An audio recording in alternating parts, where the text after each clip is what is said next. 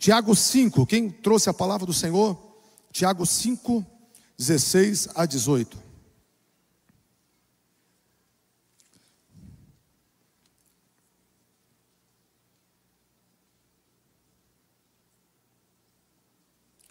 Tiago 5, 16 a 18.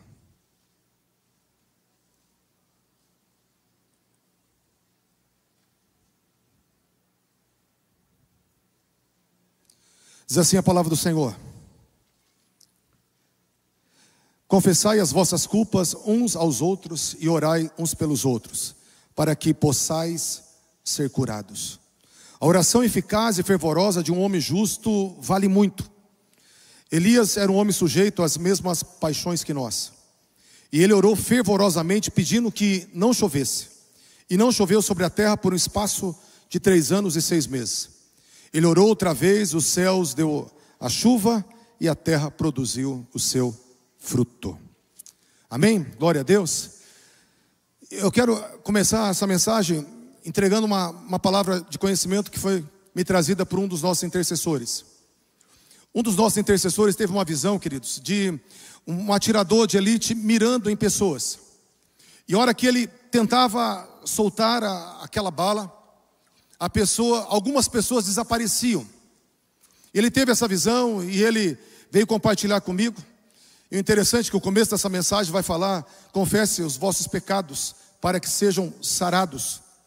E o Senhor, Ele me trazia aqui essa invisibilidade. É quando nós estamos debaixo do sangue do Cordeiro. Quando nós colocamos nossa vida debaixo do sangue de Jesus. O inimigo não pode te atingir. O mal não pode te tocar. O que o inimigo tenta ou ele tem planejado é frustrado.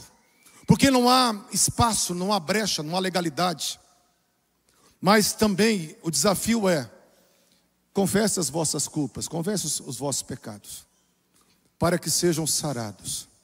Amados, é um tempo onde Deus trouxe, através ali do irmão Claudinei, Ulisses, que o inimigo tem tentado sobre algumas vidas. Se você entrar debaixo do sangue do Cordeiro, nenhum mal te sucederá. Por isso, se você hoje aqui ainda tem que fazer algum conserto, faça. Se tem que fazer algum momento de colocar no altar a tua vida, até o final desse culto, faça. Porque você vai estar debaixo do sangue do Cordeiro. Amém? O tema de hoje é palavras de vida. Palavras de vida. Hoje de manhã eu escutei a pregação da pastora Edna. Ela ministrou a mesma mensagem. E ela pegou a ilustração de um personagem da Bíblia. Ela pegou o personagem Isaías. E hoje eu quero pegar o personagem Elias para falar sobre palavras de vida. Elias, queridos, era um homem que a palavra do Senhor vai trazer. Homem sujeito às mesmas paixões, os mesmos sentimentos, as mesmas fraquezas. Então a palavra do Senhor nivelou esse homem a nós e nós a esse homem. Mas fala que ele orava e as coisas aconteciam. Mas Deus falou: você que tem os mesmos sentimentos, mesmas paixões, mesmas fraquezas, você pode ter a mesma fé, pode liberar as mesmas palavras, pode viver as mesmas realidades que Elias. Então eu quero entender nessa noite que o Senhor, Ele tem para nós uma verdade. Nós somos pessoas proféticas. No derramado do Espírito Santo fala que o Espírito veio sobre toda a carne. Atos 2, 17, 18. E fala que os filhos e as filhas profetizarão. Então nós temos uma boca profética. Elias tinha uma boca profética. Você tem uma identidade profética. E Deus quer ativar em você nessa noite essa identidade profética. Porque muitas coisas Deus quer fazer nesses dias e vai fazer com palavras de vida. Com palavras que vão ser liberadas da tua boca, querido. Amados, a palavra do Senhor vai dizer que as nossas palavras, elas carregam sim a autoridade. Nossa boca está a vida, a morte, a bênção e a maldição. Também eu entendo quando o Senhor fez aquela parábola do semeador, que ele fala que a semente é a palavra de Deus. Então eu posso também representar que as nossas palavras são como sementes. Porque lá no Provérbios fala que a gente vai comer do fruto que sai da nossa boca. Então, para dar fruto, tem que ter uma semente. Então, nossas palavras são semente. Quando ela cai em solo propício, num terreno que está preparado, ela germina, ela cresce e ela dá fruto. Então, eu posso falar, de acordo com a palavra, que a gente come daquilo que a gente fala. Nós precisamos ter cuidado com a nossa boca, porque a nossa boca é uma arma. É uma arma de bênção ou de maldição. Você come daquilo que você fala. A nossa boca também tem uma ilustração que eu gosto muito, da pena e da pipa. Que quando nós usamos nossa boca de maneira indevida, é soltar penas para o vento. Você solta, não tem como recolher mais. Mas nós achamos que muitas vezes é uma pipa. Não, eu solto, depois eu consigo. Se o vento começar a puxar para um lado perigoso, eu pego ali e puxo a linha. Não, palavras são penas. Depois que você solta, não tem como recolhê-las. Depois que você solta, você não sabe o que vai acontecer. E todas as palavras têm consequência. O perdão de Deus sempre para nós é acessível, mas há sempre uma consequência daquilo que nós falamos. Então é interessante nós entendermos que a nossa boca tem que ser usada com muita sabedoria. Amém, queridos? Mas para nós entendermos um pouquinho o que a nossa boca pode, eu quero voltar a Gênesis de novo, porque eu vou ministrar aqui nessa noite algumas coisas que vocês já sabem, outras coisas que vai ser conhecimento de hoje. Mas lá em Gênesis, quando o homem caiu, o homem tinha uma natureza que não ia morrer. Ele foi criado perfeito. E ele não ia morrer. Ele ia ser só glorificado comendo da árvore da vida. Mas quando ele comeu da árvore do conhecimento do bem e do mal, quando o pecado entrou na natureza humana, lá Gênesis 3:19, Deus falou para o homem: você agora é pó, e do pó você tornará. Então Deus ele deu ali uma palavra de sentença, que o homem agora teria uma natureza que contaminada pelo pecado, que teria inclinação para o pecado, seria uma fonte de pecado, e essa natureza também corruptível, fraca, frágil, ela agora era pó, e por causa do pecado nós iríamos morrer. Mas quando ele deu a sentença para a serpente, quem era a serpente? Satanás entrou na serpente. Satanás que entrou na serpente, a palavra do Senhor fala que ali era o principal anjo que Deus tinha no céu, que se rebelou no céu. Essa serpente também é citada em Apocalipse 12, versículo 7, fala que houve uma batalha no céu, ali de Miguel, arcanjo, com Satanás, e fala que houve uma vitória no céu.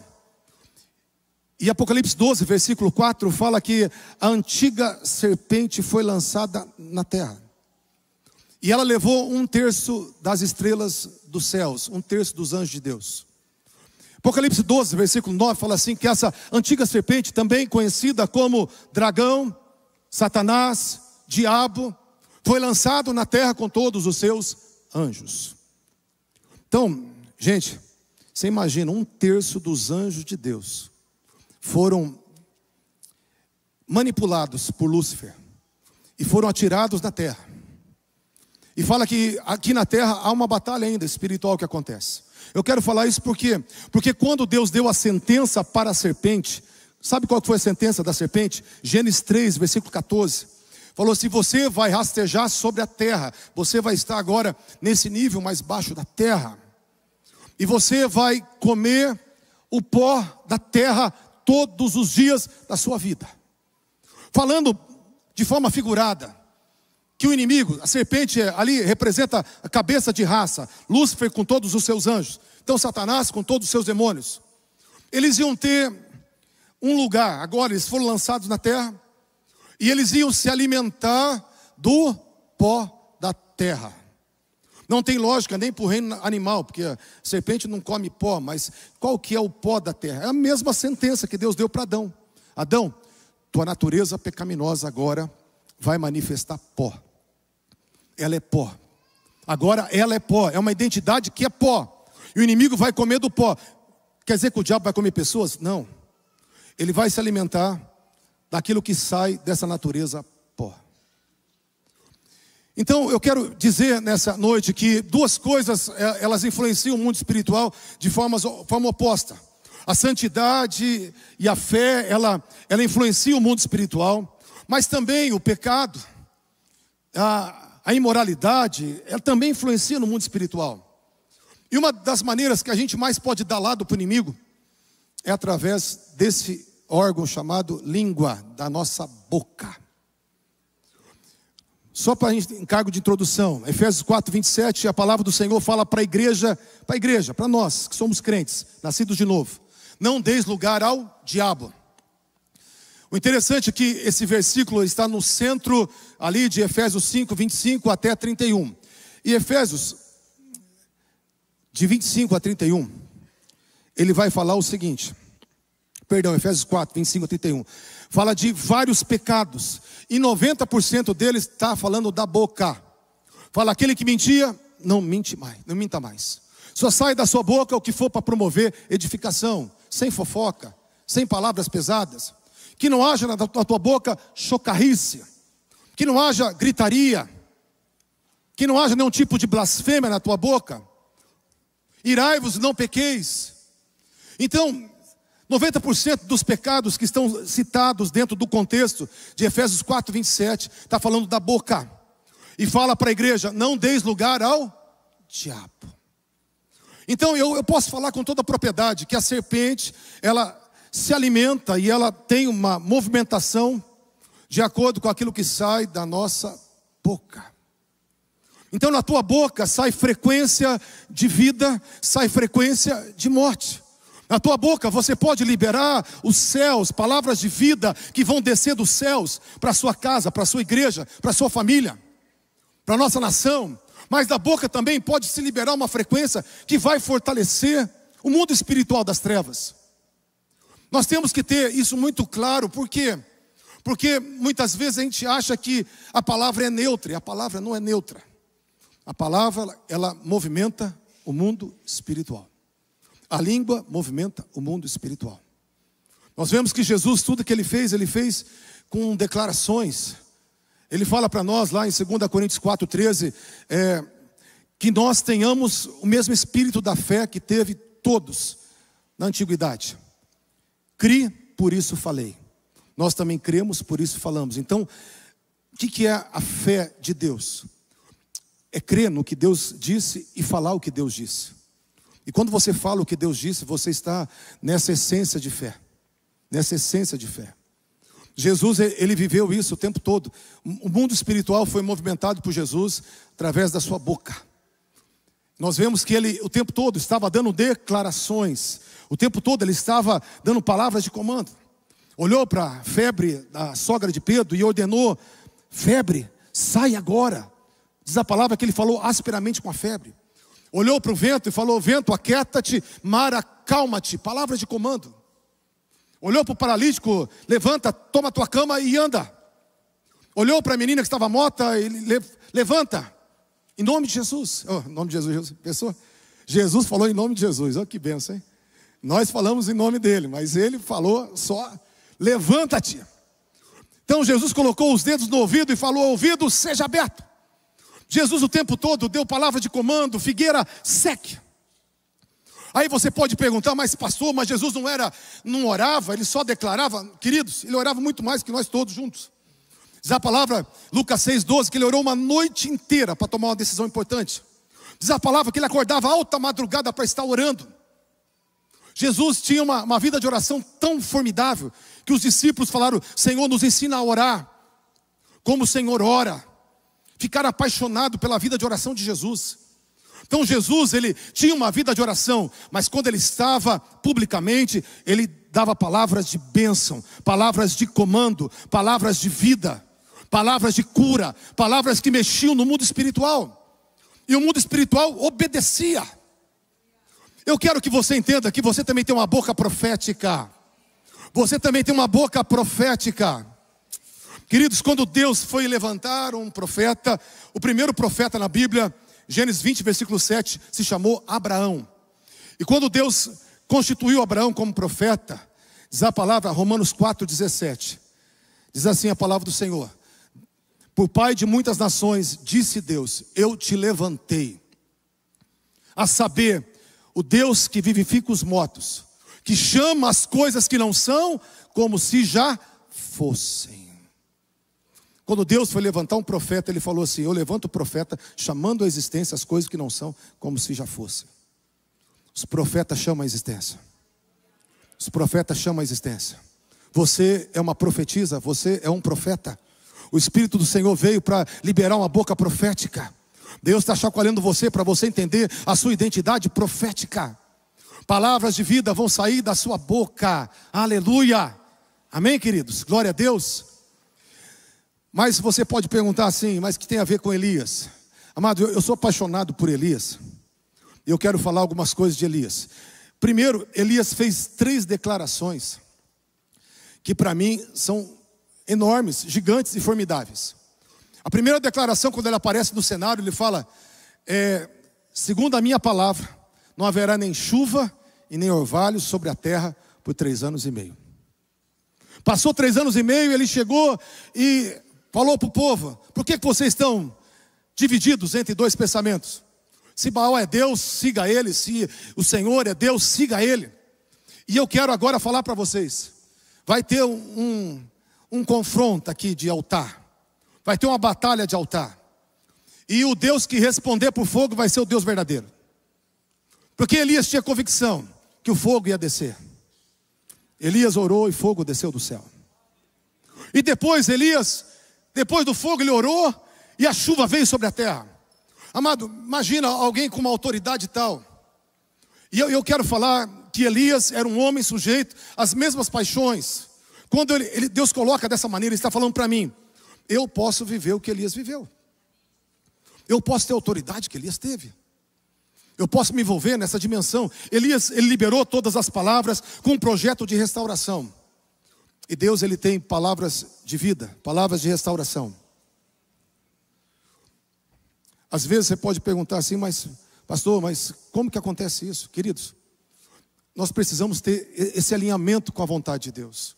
Os apóstolos também, toda vez que os apóstolos estavam diante de algum desafio, eles liberavam palavras.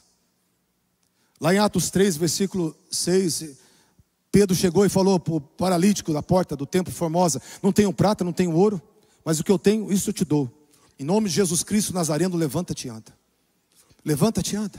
Pedro depois estava lá em Jope e ele encontrou um homem paralítico de novo, Enéas, 8 anos, acamado. Enéas, Jesus Cristo te dá saúde, levanta e anda. E andou. Depois encontrou uma mulher morta lá, Tabita, Dorcas. E todo mundo chorando, Elias pegou e falou, Dorcas, levanta-te. E a mulher levantou, ressuscitou. O apóstolo Paulo, mesma coisa. Quando chegou lá se não me engano foi em Listra, ele viu um homem que estava paralítico também. E vendo que tinha fé para ser curado, ele disse, paralítico, levanta e anda. Depois estava ministrando lá em Trode e caiu um jovem do 3º andar na hora da pregação. É bom que aqui que você dormir, você só tomba no banco. Ainda bem que você não está pendurado. O cara estava pendurado na janela, luz, lamparina. Pregação foi 12 horas de pregação. Não foi essa liturgia rapidinha que vocês têm. Vocês são muito confortáveis. Para nós é tudo de bom, gente. E a gente ainda reclama. Pensou, Salomão não tinha essa camisa, não tinha esse perfume que você usa. Salomão não tinha essa cama que você tem. Salomão andava no sol de jumento, de cavalo. Você anda de carro. Olha só. Nós estamos num tempo onde temos muito mais. Amém, queridos? Então 12 horas de pregação, a noite toda, caiu o menino, morreu. O tal do Eutico, caiu, morreu. Paulo só chegou, diz a palavra que ele abraçou o menino, levantou, colocou o menino em pé e falou, menino, viva. Aí deu o menino vivo. Queridos, nós vemos que declarações mexem no mundo espiritual. Declarações, você pode liberar palavras proféticas que vão mexer no mundo espiritual, que vão influenciar o mundo espiritual. Mas falando sobre Elias, vamos falar um pouquinho sobre Elias. 1 Reis, quem puder abrir, quem quiser só acompanhar. 1 Reis, capítulo 17, versículo 1.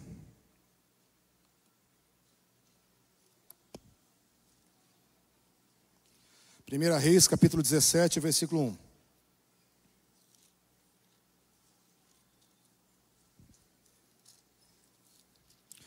Eu quero falar sobre como ter uma boca profética como Elias. Quem quer uma boca profética como Elias aí? Levanta a mão. Só quem quer. Isso, 50% da igreja. Então tá bom, já vou pregar.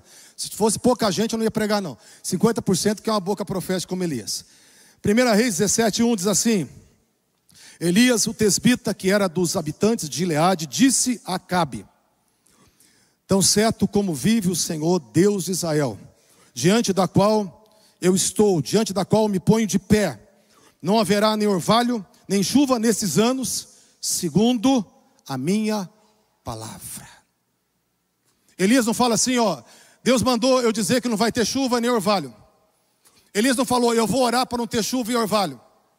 Elias falou assim, ó, não vai ter chuva e nem orvalho, segundo a minha palavra. Segundo a minha palavra. É eu que estou falando aqui e não vai ter chuva nem orvalho. Olha a petulância de Elias. E a palavra fala que não choveu. Além de não chover, queridos, não teve nem orvalho sobre a terra. E eu quero passar para vocês, porque muitas vezes a gente vê os feitos, mas a gente não vê os pré-requisitos. A gente vê o resultado, mas a gente não viu o processo. E eu quero falar um pouquinho sobre o processo de Elias. Elias, ao meu ver, ao meu entendimento bíblico, ele teve 3 visões.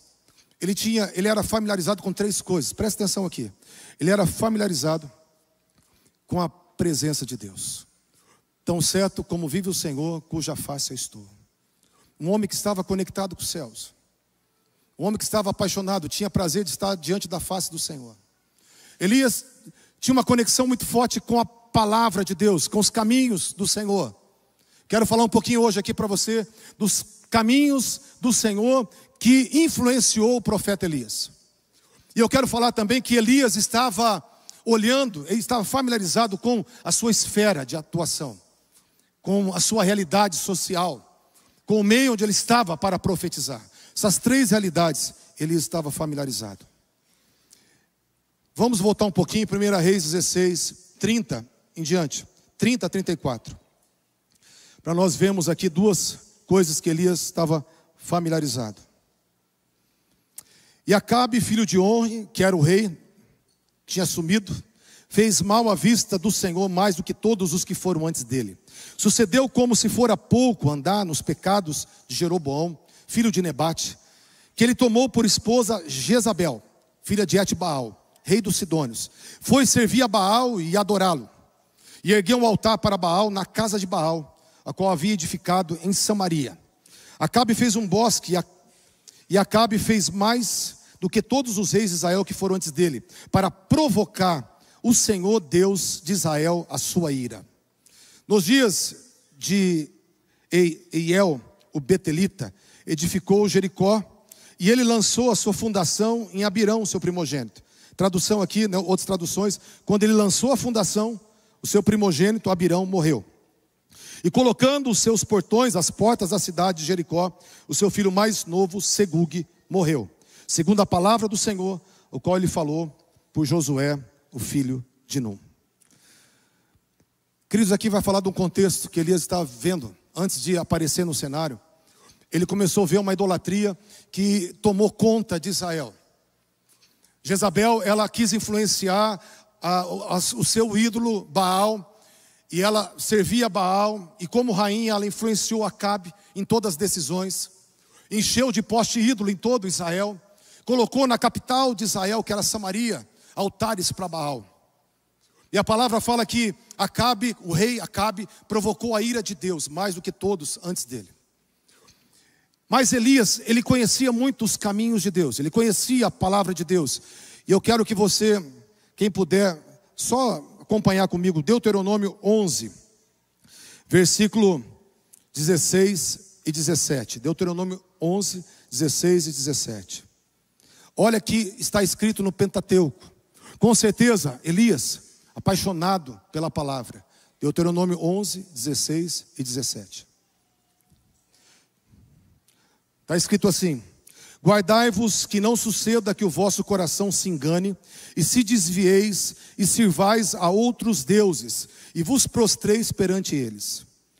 Que a ira do Senhor se acenda contra vós, e feche ele os céus e não haja chuva, e a terra não dê a sua messe, e cedo sejais eliminados da boa terra que o Senhor vos dá. Sabe o que está escrito? Que a hora que a idolatria entrasse no povo de Deus, Deus ia fechar os céus, que não haveria mais chuva. A hora que o povo provocasse a sua ira, a palavra fala que Acabe provocou a ira de Deus mais do que todos os reis. E fala que quando a ira de Deus fosse provocada com a idolatria, Deus falou que fecharia os céus, que não haveria chuva.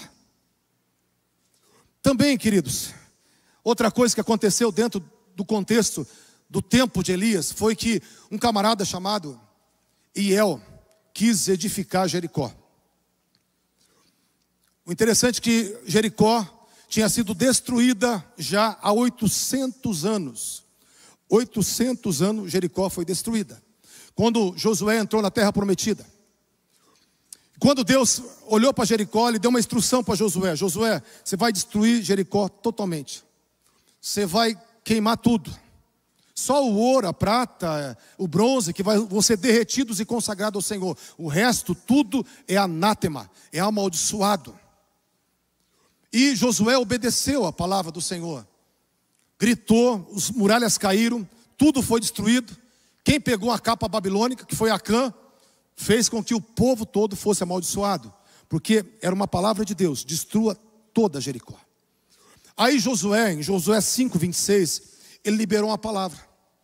Ele falou assim: já que Deus mandou destruir, eu quero declarar que vai ser amaldiçoado quem tentar reedificar Jericó. Com a morte do seu filho mais velho, ele vai colocar os fundamentos. E quando ele colocar as portas, vai morrer o seu filho mais novo, segundo a minha palavra. Josué declarou isso diante de todo o povo. Josué, cooperando com Deus nesse processo, onde Deus mandou destruir, Josué liberou uma palavra: ninguém vai construir segundo a minha palavra. Está escrito, Josué 5:26, segundo a minha palavra. Elias, ele, sabedor da história, dos caminhos de Deus, ele viu que um camarada louco tentou construir Jericó. Do jeitinho que Josué falou, aconteceu. E ele entendeu que Deus, Ele honra palavras de comando, quando essas palavras de comando estão em conformidade com o coração de Deus. Eu quero falar para você como ser um profeta, onde você vai liberar o que está no coração de Deus. Não é você liberar uma Lamborghini, 10 milhões, não é liberar, né? Não, queridos, é liberar o que está no coração de Deus, é liberar palavras de vida, é liberar aquilo que está escrito na palavra do Senhor. Quando você está em conformidade com Deus, as coisas são movimentadas. Hebreus 9, versículo 11, fala que Jesus é o sumo sacerdote dos bens já realizados. Isso quer dizer o seguinte: o que já foi realizado, Ele agora intercede para que isso seja manifesto aqui na terra. A bênção já foi dada, a vitória já foi dada, a cura já foi dada, a salvação já foi dada, o quebrar de maldições já foi dado. E quando você está declarando o que já foi dado, o sumo sacerdote intercede pelos bens já realizados. Por isso que não é declarar o que você quer, é declarar o que está no coração de Deus. Elias entendeu os tempos, ele entendeu o coração de Deus, ele entendeu a dor de Deus pela idolatria. Ele olhou para os caminhos de Deus, que a idolatria fecharia o céu. Ele olhou para a história de Deus, onde alguém declarou uma palavra e Deus honrou. E honrou nos seus dias, 800 anos depois. E ele ousou, chegou para o rei Acabe e falou: não vai ter chuva, não vai ter orvalho, segundo a minha palavra. Deus honrou porque aquilo estava no coração de Deus. Não fala que Deus falou, mas fala que ele entendeu o que Deus queria naquele momento. Você tem uma boca profética, não é para falar qualquer coisa. Você tem uma boca profética para estar na presença de Deus, para conhecer a palavra de Deus, para entender o que Deus quer fazer na esfera de atuação, e você liberar palavras de vida dentro da tua história. Queridos, outro momento que Elias pediu, falou que fogo ia descer. E ele primeiro falou que fogo ia descer para depois orar. Tanto que, 2 Reis 1:10, ele falou: se eu sou homem de Deus, desça fogo dos céus. Quer dizer, ele tinha convicção do fogo. Mas por que ele tinha convicção que Deus ia honrar essa palavra? Porque foi 3 anos e meio sem orvalho, sem chuva. Presta atenção, Cristo, presta atenção aqui. O que acontece com um povo agrícola que depende estritamente da água, da plantação, da lavoura? O que esse povo faz com 3 anos e meio sem chuva e sem orvalho? Esse povo entrou num sofrimento extremo, entrou numa fome extrema, inanição total. Eu não sei, eu fiquei em Brasília 1 ano, foi 10 meses sem chuva. Gente, a gente não conseguia nem respirar direito naquela cidade. Imagina 3 anos e meio sem chuva, sem orvalho, e não produzindo nada, tudo morrendo, tudo secou, tudo acabou. 1 ano, 2 anos, 3 anos. Elias olhou para a história, e ele olhou na história de Deus, e ele viu que na história de Israel, na história de Deus, teve um tempo que o povo sofreu demais. Quem puder abrir Êxodo 2, versículo 23 a 25. O povo sofreu demais. Aonde? No Egito. O povo já era escravo no Egito. Estava debaixo do sofrimento dos exatores de Faraó. E diz a palavra que Faraó se enfureceu, colocando mais carga, mais jugo, acentuando o sofrimento sobre o povo de Deus. Êxodo 2, versículo 23 a 25.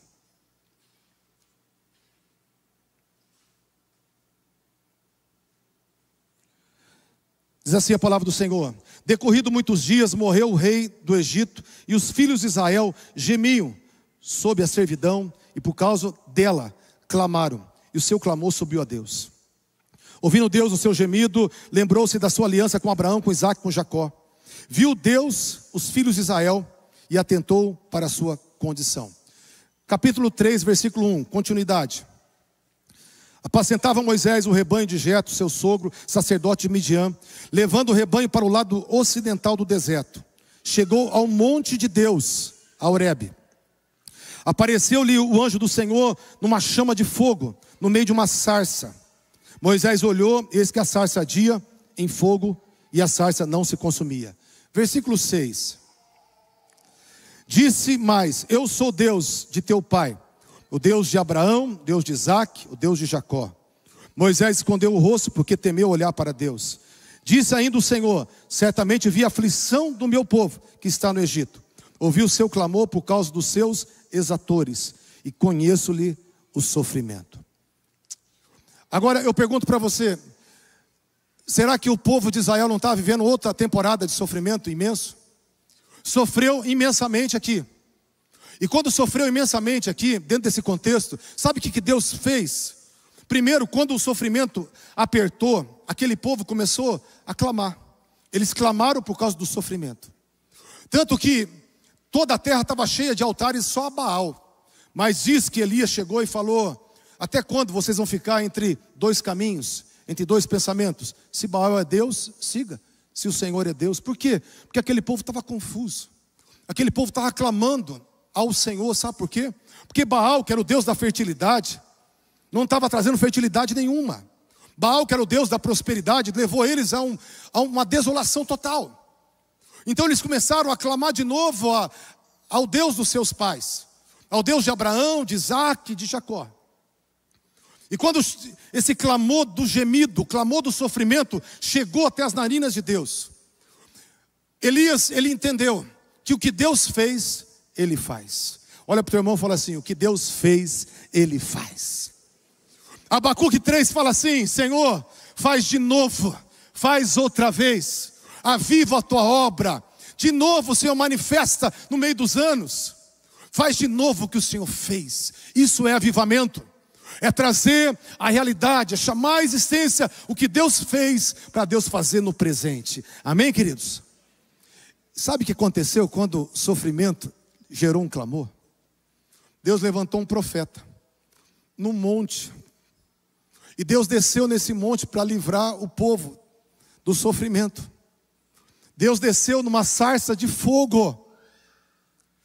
E Deus não só desceu numa sarça de fogo, mas Deus desceu por causa da aliança que ele tinha com Abraão, Isaque e Jacó.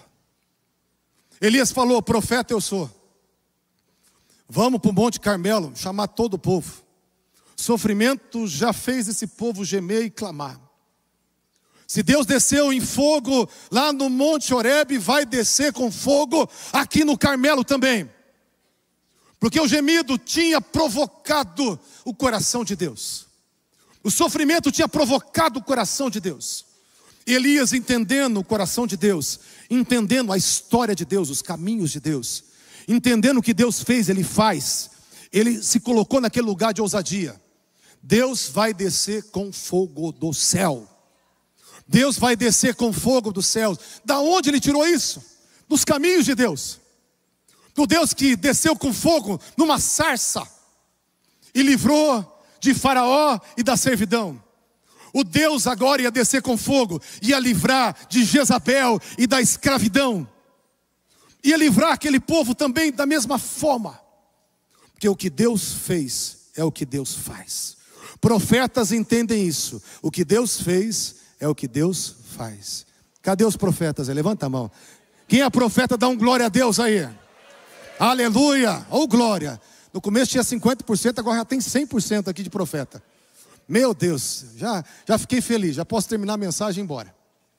Queridos, e Elias, quando ele entendeu que fogo poderia descer por causa da estação que ele estava vivendo, ele fez o sacrifício, desafiou os 450 profetas de Baal e os 400 profetas de Aserá. E naquele momento eles ficaram o dia todo clamando a Baal e nada aconteceu. Mas quando Elias foi orar, eu quero que você abra a palavra, 1 Reis 18, 26, 36 e 37. 1 Reis 18, 36 e 37.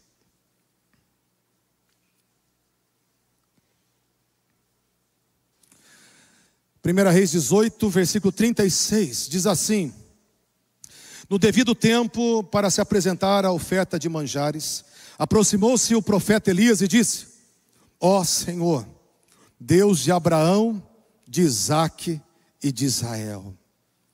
Na mesma revelação que Deus teve lá no monte Horebe para Moisés. O Deus de Abraão, de Isaque e de Israel. Depois ele continua orando assim: fique sabendo, hoje sabendo, que tu és Deus em Israel, e que eu sou o teu servo, que segundo a tua palavra, eu fiz todas estas coisas. Responde-me, Senhor, para que esse povo saiba que tu, Senhor, és Deus, e que a ti fizeste retroceder o coração deles. Elias, ele entra nesse lugar e ele fala: Senhor, não por causa deles, mas por causa da tua promessa a Abraão, Isaque e a Jacó. Porque o Senhor continua sendo o nosso Deus, o Deus de Israel. E segundo a tua palavra, que palavra? O que ele fez lá no Egito, segundo a tua palavra, é que eu fiz todas essas coisas. Eu entendi, Senhor, o tempo, eu entendi o momento. Então, Senhor, responde com fogo dos céus, para que o Senhor revele que o Senhor é Deus desse povo, e que o coração deles vão ser aproximado para ti. Queridos, e nesse momento diz a palavra que fogo desceu do céu, consumiu todo o sacrifício, até lambeu a água que estava em volta ali no corredor, em volta do sacrifício. E a palavra, quando aquele povo começou a gritar: só o Senhor é Deus, só o Senhor é Deus. Aquele povo ajudou Elias a matar todos os profetas de Baal, começaram a derrubar todos os ídolos de Baal. Aquele povo teve uma conversão instantânea quando viu o fogo descer do céu. E daí Elias escutou aquele povo convertido, arrependido, e falou: eu estou escutando um ruído de abundante chuva. Eu estou escutando um ruído de abundante chuva. O que ele estava escutando? Uma nação toda voltando para Deus. Uma nação toda se arrependendo, voltando o coração para Deus. E ele falou: eu estou escutando, é o ruído da chuva agora. Porque 150 anos antes foi escrita uma oração que Deus falou com Salomão. Deus respondeu uma oração de Salomão, que está lá em 2 Crônicas 7, versículo 12 até o versículo 14. A oração de Salomão era assim: Salomão estava orando, e Deus falou com Salomão, dizendo, versículo 13: se eu fechar os céus, para que não haja chuva sobre a terra, se eu mandar gafanhotos sobre a terra, ou se vier peste sobre o meu povo, mas se o meu povo, que se chama pelo meu nome, se humilhar, orar, buscar a minha face, se converter dos seus maus caminhos, eu os ouvirei dos céus, perdoarei os seus pecados, sararei a sua terra. O que Elias estava vendo, queridos? Ele estava vendo um povo se convertendo. Ele estava vendo um povo prostrado, se humilhando. Ele estava vendo um povo voltando para o Senhor. E quando ele viu aquele povo voltando para o Senhor, ele se lembrou do quê? Da palavra. Que se Deus fechasse o céu, mas tivesse um quebrantamento, tivesse um arrependimento, tivesse um retorno para o Senhor, Deus falou: eu vou ouvir eles do céu. Eu vou liberar uma bênção, eu vou sarar a terra deles, eu vou devolver a chuva, eu vou tirar a praga, eu vou acabar com os gafanhotos, se meu povo estivesse humilhando, orando, se convertendo e buscando a minha face. Amém, queridos? O que eu quero dizer? Que Elias não estava profetizando Lamborghini, não estava profetizando Ferrari, ele estava profetizando o que ele estava entendendo da palavra do Senhor. Ele estava profetizando o que ele estava entendendo daquilo que Deus queria fazer.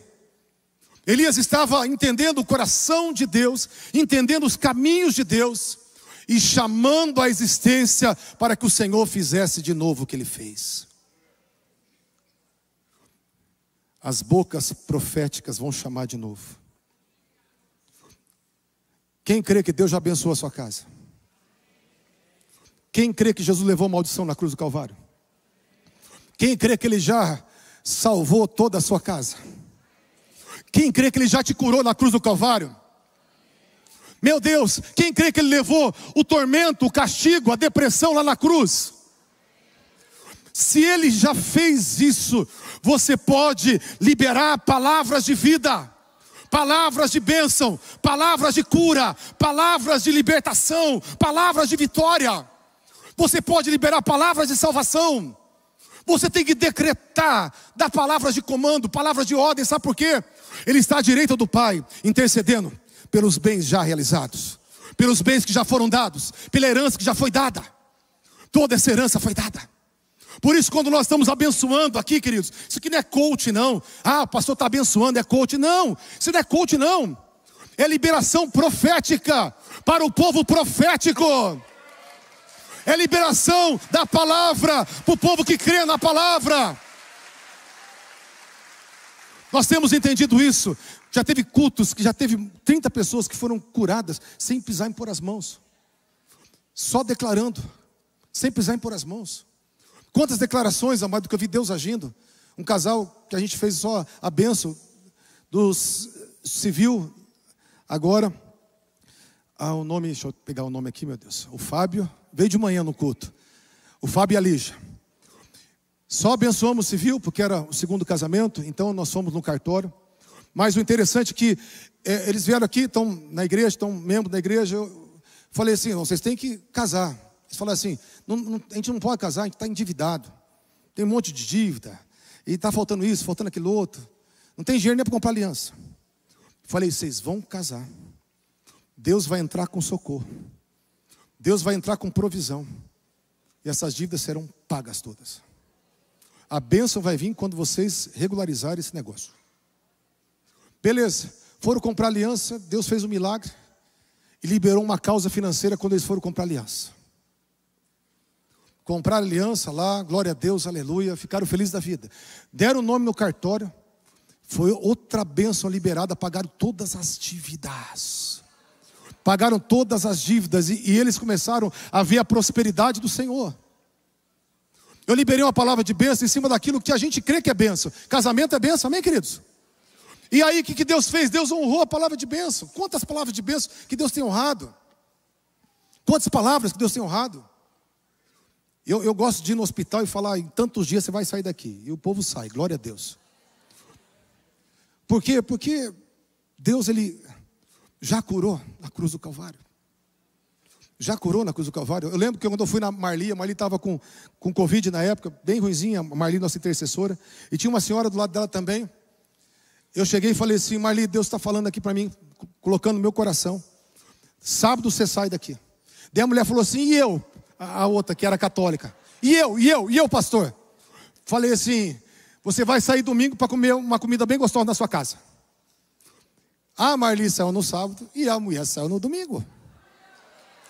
Louvado seja o nome do Senhor. Queridos, palavras de bênção, palavras de fé, palavras que você chama a existência, realidades que você chama a existência, boca profética, palavras de vida. Nós somos uma geração profética. O Espírito Santo já te deu esse DNA de chamar a existência as coisas que não são como se já fossem. Chamar a existência o que os céus já te deram.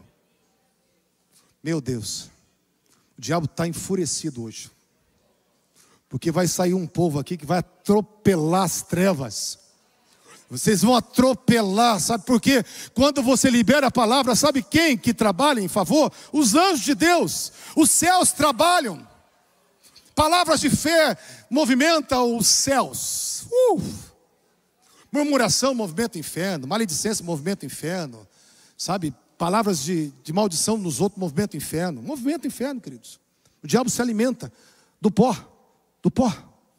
E esse comportamento pecaminoso, uma grande parte é da língua. E ele se alimenta do pó. Mas nós não somos aqueles que dão a boca para o diabo. Nós vamos só dar lugar ao Espírito Santo de Deus. Ninguém vai dar lugar para o diabo, a gente vai dar lugar ao Espírito Santo de Deus. Um tempo profético como nunca houve vai acontecer aqui.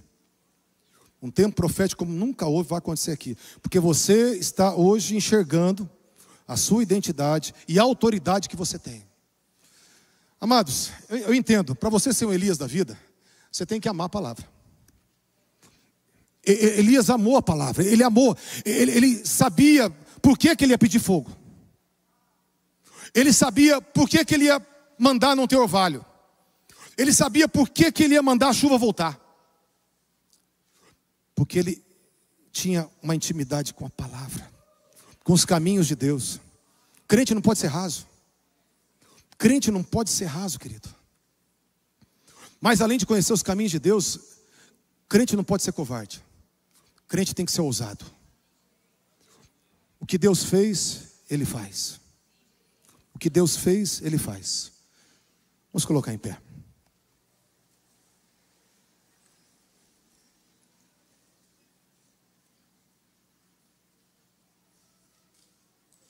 Quero que você feche os seus olhos. Deus, Ele trazia que ia ter muita libertação. Libertação interior e libertação de caminhos. A palavra que Deus trazia para nós quando nós estávamos orando, Deus falou assim, vou libertar o interior e vou libertar caminhos. Então vai ter liberações para a sua vida. Da onde que a gente entendeu isso? Do coração de Deus. E a gente ousa falar daquilo que nós cremos. Eu creio. Pessoas serão libertas hoje. E caminhos serão destravados hoje. Se você precisa de caminhos destravados, de portas abertas, se você precisa ser liberto em alguma área, quero que você feche os seus olhos agora. Nós vamos orar. Eu quero orar por você. Primeiro eu quero exercitar o que Deus mandou fazer. Liberar a palavra profética. Depois da palavra profética, querido, eu quero desafiar você. É colocar a mão no peito e falar, Senhor, conta comigo. Senhor, eu quero ser o profeta nessa estação. Eu quero, Senhor, liberar tudo que os céus têm na esfera que eu estou, na casa que eu estou, na igreja que eu estou. Eu quero liberar tudo que Deus tem. Feche os teus olhos. Pensa agora em qual área que você precisa de uma libertação. Pensa em qual caminho que você precisa que seja liberado. Obrigado, Jesus, obrigado. Obrigado, Senhor, obrigado. Pai, eu quero, Senhor amado, apresentar o teu povo. Quem crê, levanta a mão. Pai, eu quero apresentar o teu povo, Senhor, teu povo. Deus tem, Senhor amado, libertações. Deus, libertações, libertações. Deus, o Senhor mostrava correntes sendo quebradas. Obrigado, Jesus. E o Senhor mostrava, Senhor amado, caminhos sendo abertos. Correntes sendo quebradas e caminhos sendo abertos. Pessoas que estão em casa nos assistindo também vão experimentar uma visitação tremenda do Senhor. Meu Deus, obrigado, obrigado, obrigado. Deus, tem coisas que estavam emperradas que agora vão ser todas, ó Deus, liberadas. Esse tapete está sendo desenrolado para um tempo de bênção, um tempo que as coisas vão acontecer nessa casa, nessa família, nessa saúde, nessa finança, nesse emocional, na vida espiritual, Deus, nos relacionamentos, na vida profissional, uma liberação dos céus. Para você eu quero declarar agora, no nome do Senhor Jesus. Deus, eu quero orar pelos profetas e as profetisas. Levanta a mão, Pai, os profetas e as profetisas. Deus, eu peço que a unção de Elias venha. Elias tinha as mesmas fraquezas, os mesmos sentimentos, as mesmas pequenez que eu, Pai, que todos aqui. Mas Elias, ó Pai, entendeu o teu coração. Deus, eu oro agora que uma geração que vai entender teu coração, uma geração, Pai, que vai ter conhecimento dos teus caminhos, uma geração que vai se mover com ousadia. Que uma unção de ousadia venha, uma unção de ousadia venha, uma unção de ousadia venha, uma unção de ousadia venha. Mantos de fogo estão descendo. Deus está tocando em vidas aqui. Eu sinto um calor imenso de Deus tocando as minhas costas, a minha cabeça. E o que eu sinto, eu transfiro. Eu estou declarando sobre você uma capacitação dos céus para viver um tempo profético. Teu coração vai perceber, a tua boca vai falar, a tua mente vai ter insights, você vai ter estratégia, você vai ter sensibilidade física, sensibilidade emocional, porque o Espírito do Senhor está te tocando agora, está ativando a tua identidade profética. Eu peço o fogo de Pentecoste para ativar agora, o fogo de Pentecoste para ativar agora, o fogo de Pentecoste para ativar agora. Os profetas e as profetisas sejam ativados para um tempo, Deus, que nós vamos chamar a existência. Vamos falar coisas inspiradas, vamos declarar, meu Pai, declarar. Nós oramos, ó Pai, ó Deus, no secreto e no público nós vamos declarar. Na família vamos declarar, na cidade vamos declarar, Deus amado, nas vidas vamos declarar. Pai, no nome de Jesus Cristo, declarações que chamarão a existência serão liberadas por homens e mulheres de fé, meu Senhor, no nome de Jesus. Obrigado, obrigado, obrigado. Antes do louvor, queridos, nós estávamos orando. Deus falou que tem duas pessoas aqui que você precisa entregar a sua vida a Jesus. Tem duas pessoas aqui que você precisa entregar a sua vida a Jesus. Foi o dia mais importante da minha vida. E o Senhor está te chamando, sabe por quê? Você ouviu tudo isso e falou, mas não estou entendendo, mas eu quero. Eu não sei nem como viver isso, mas eu quero. O Senhor está te chamando. Eu quero que venha aqui à frente rapidamente. Tem duas pessoas que vão entregar a vida para Jesus. Vem para frente. Se você é essa pessoa, vem para frente. Vem para frente. Deus, Ele está chamando alguém. Vem para frente. No meu apelo eu vim sozinho, queridos. A hora que eu entrei no corredor, Deus me abraçou. E a minha vida nunca mais foi a mesma. Os vazios todos foram tocados pela graça. E eu fiquei apaixonado por esse Jesus. Esse Jesus está te chamando hoje. Ele está te chamando hoje. Está te chamando em casa. Está te chamando em casa. Vem para frente, queridos. Enquanto vão estar louvando o Senhor, quero que você venha para frente. No nome de Jesus. Amém. Duas pessoas que vão entregar a vida para Jesus. Gostaria que você não saísse. Nós temos várias palavras de conhecimento. Deus vai curar muita gente aqui hoje. Amém? Vamos adorar o Senhor.